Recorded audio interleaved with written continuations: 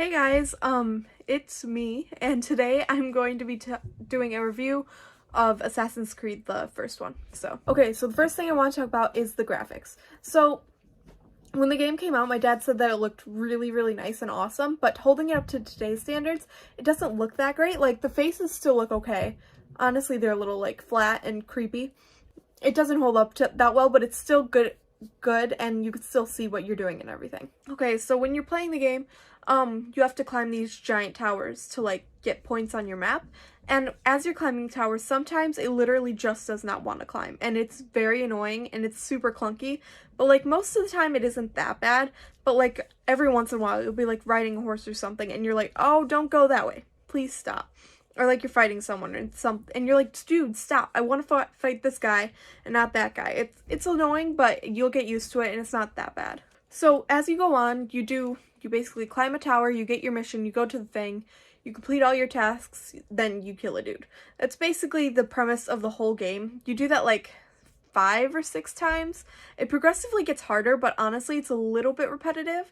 But I find it extremely fun. My dad thinks that it's a little bit too repetitive, but I just honestly like the little knife on the hand. I don't know what it's called, but like when you do that and like you stab someone, my favorite part of the game.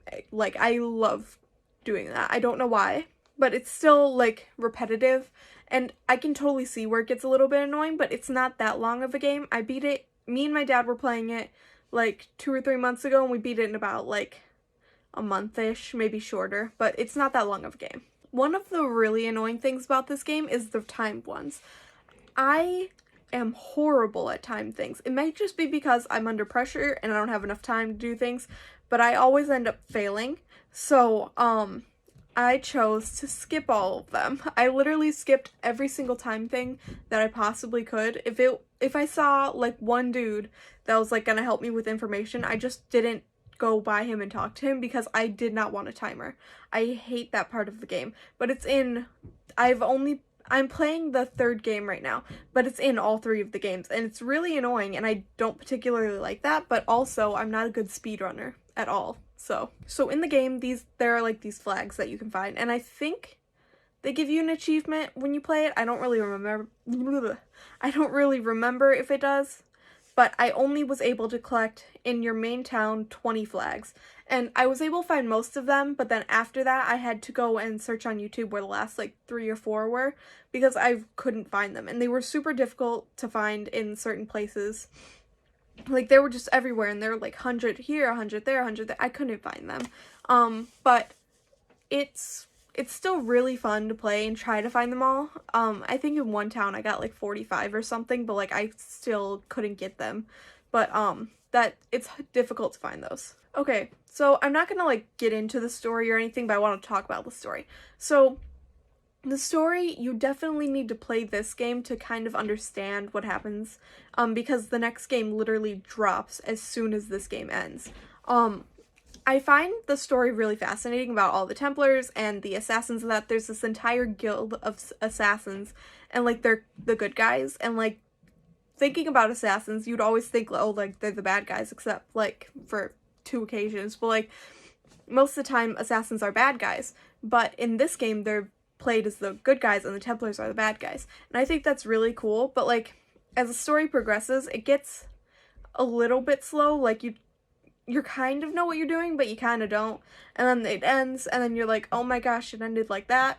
But the story is good, but I feel like you definitely need to know what's going on to, like, play the next games on. Like, the 2nd game you could probably catch on, but the 3rd game after that, you'll probably be like, what is going on? I have no idea what's happening. Okay, so now I'm gonna be talking about if kids can play this game or not. This is a no. Like, especially younger kids. I used to watch my dad play this when I was, like, 6 or 7 or something when the game came out and he was playing it. When did the game come out? So, when the game came out, apparently I was 4, because it came out in 2007. I probably didn't watch him when I was 4. He may have played it later, or maybe I remember him playing it when I was 4. That would be... Do I have that good of a memory? I feel like my memory is horrible. But anyways, it came out when I was 4, and I used to watch my dad play it. What was the point of me even saying this? Oh yeah, if kids can watch it or not. So I watched my dad play the game. I thought that was super cool and stuff, but I don't really remember him killing all that many people. I don't think I watched him a ton. I remember him hiding from guards and like running. I kind of remember him killing a couple people, but mostly climbing towers and stuff. But it's a little bit bloody. It's not that bad. Like, cause the entire game is basically murder. So, but like, as you're playing the game, it's obviously a little bit too much for a little kid. Like when you kill someone, there's not like blood everywhere or anything. It's just a little bit. I don't remember if there's any language. There might be a little bit, but like not much. When I was like 10-ish, I decided I wanted to play the game, so I started playing it, and maybe like, I don't know, not even halfway through the game, like really early in the beginning, I got so lost because like it's in like an open world, but you still have like pinpoints on where you need to go, and it like shows you. I got so lost, and it might have just been the fact that I couldn't comprehend stuff when I was younger. Like I hated reading because I could not comprehend anything. It's still hard for me to comprehend stuff, but like playing the game was much easier now for me than when I was a kid. When I played it through this time, I was like, I literally beat that part of the game in like maybe 2 days. And then when I was a kid, I played it for like hours and hours and hours and hours, and I could not figure out where I was supposed to go. I was super lost, and I'm like, so it could have just been me that I couldn't comprehend what I was reading, or like when people were talking or anything. But so this game would probably be for like a 13-year-old-ish, 13, 14. But I feel like it's totally fine for a kid, youngish, like a 10-year-old to watch playing this game. It's not too bad or anything. Now to actually like give my complete rating, like 1 through 10. I've been debating because like I don't know if I should give it like a 6 or 7. I probably honestly want to give it a 7. I love the like actual story behind it and like the idea of it. It doesn't get really good, like the story, until the second game. And Altair is definitely my favorite assassin, but like I feel like it's just kind of repetitive, that one, like mostly of the game. It's a short game, so it's really fun. And I really love the whole idea behind the game. But it's just the graphics aren't that great anymore. It's now 2021, and it was made in 2007, so it's totally fine for the graphics not to hold up anymore as we progress and make new games, and new games are getting better and better. But I just think that a 7 would be a pretty good. So, I hope this helped you buy games or pick games or whatever you're gonna do, or even if you just enjoy me talking. But thank you guys so much for watching.